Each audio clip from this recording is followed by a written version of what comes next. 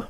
What is going on, everyone, and welcome back to the Full 90. We've got a big week on the channel. We've got Europa League today, we've got Premier League, FA Cup, and there are still Champions League games to play from my Champions League video that I uploaded last week, so if you haven't seen that, go check it out. But what a mixed bag of results for the first week of the Europa League, the first leg. I'm going to go through my previous, predictions and how I got on, and then go through my predictions for the second leg and who I think is going to be advancing to the quarter-finals. So kicking off, we had Dynamo Zagreb versus Benfica. I predicted a 1-1 draw, and Zagreb doing very, very well to get the 1-0 win, holding Benfica off because Benfica are in electric form. So definitely well done to Zagreb there. Then Frankfurt versus Inter Milan. I predicted Frankfurt would get a 2-1 win over Inter Milan and get the edge in the first leg. It was actually a 0-0 draw, so a little bit strange. It seemed fairly even on the night, so I guess the draw is fair enough, but the fact that there were no goals could hurt Frankfurt in the process.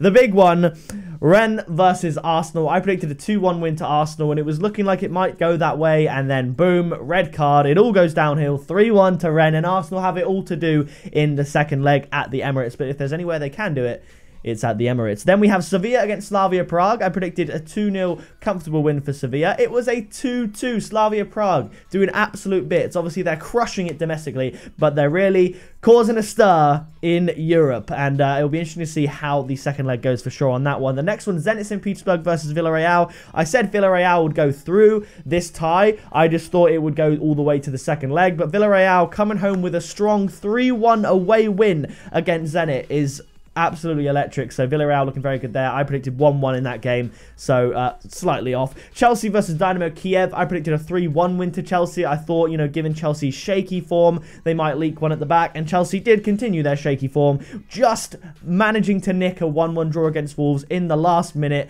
to save a point from that game. But they won 3-0 in the Europa League, so well done to Chelsea there. The next game, Napoli versus FC Salzburg. My only correct score prediction of the week. I predicted Napoli would win 3-0, and they did win 3-0. Part of me thought Salzburg might score, but I went with Napoli all the way to win 3-0.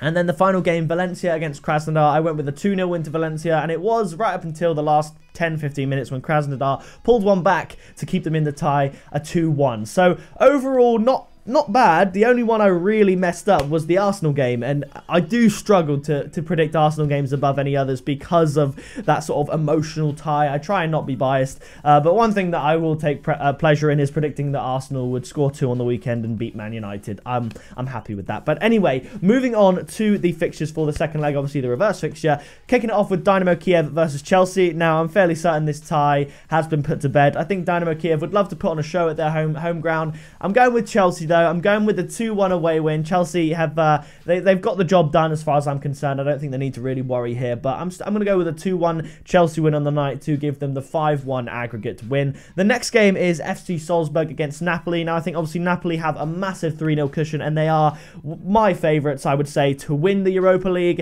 And I'm going to go with the 2-1 win to Salzburg. I think Salzburg, they're better at home for one. Napoli aren't as good away as they are at home. I think Napoli actually managed to come from behind to get a draw against Sassuolo in the Serie A, so that was a surprise, the fact they didn't win that game comfortably. So I'm going to go with a 2-1 Salzburg win, giving Napoli the 4-2 win on aggregate, but Salzburg something the home fans to celebrate at least. The next game is Krasnodar against Valencia. I think it's going to be tough for Valencia to travel there, but I don't think Krasnodar will have enough. Don't get me wrong, Krasnodar are decent, but I'm going to go with a 1-1 draw. Valencia have been very good at getting draws in the domestic league in La Liga. They are a very drawy team. They love a draw, and I think they are specialists in doing so. I think they can hold Krasnodar to a draw here, giving them a 3-2 aggregate win for this one. Arsenal against Rennes, the big one. Now, I was tempted to go 3-1 Arsenal, partly because they have their frailties at the back, but recently they've been getting, stronger. Their performances at the back, disregarding the first leg, but in the Premier League,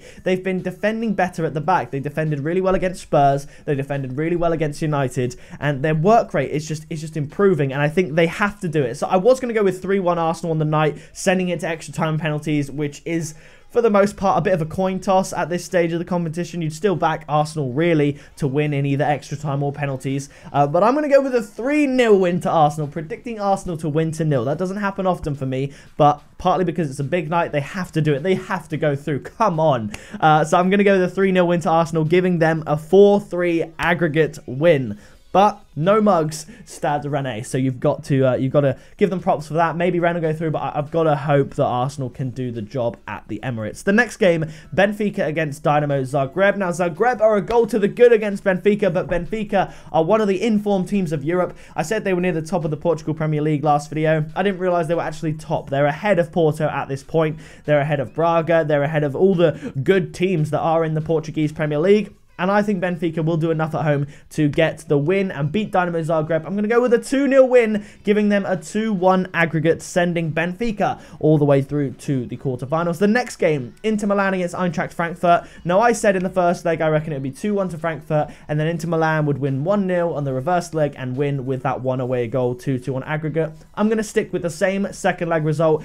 I think Inter Milan are going to win this one. I'm going to go with a 1-0. If it's not 1-0, I think it'll be either 2-0 or 2-1. I think it's going to be a small winning margin for Inter Milan, and I'm going to go with a 1-0 in this fixture, sending them through with that only goal being the only goal scored in the tie. The next game is Slavia Prague against Sevilla, the standouts, the dark horses. Slavia Prague doing exceptionally well. Obviously, they smashed Genk in the return leg, although that was when they were away from home. They kind of did a number on Sevilla, getting, 2 away goals. Again, that was away from home, but at home, how will they perform? And I think Sevilla are such a specialist team in the Europa League. It's kind of the main thing they've got going for them, because their domestic form is a little bit shaky. I was going to go for maybe a 1-1 and just see how it goes in extra time penalties, but I've got to back Sevilla in this one. I'm going to go with a 2-1 away win to Sevilla, sending them through just on a 4-3 aggregate. And the final game, Villareal against Zenit St. Petersburg. And Zenit have it all to do here. Villarreal have 3 away goals to Zenit's 1 home goal. I'm going to go with Villarreal to win again.